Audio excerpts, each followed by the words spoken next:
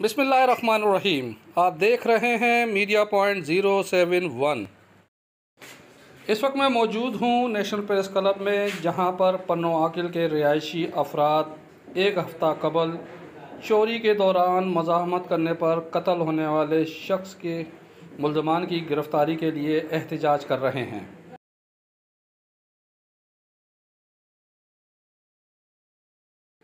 मुज़ाहरे के शुरका का कहना है कि पुलिस बाअसर मुल्ज़मान की गिरफ़्तारी में हील व हुज्जत से काम ले रही है, जिसकी वजह से लवाहिकीन में शदीद बेचैनी पाई जाती है।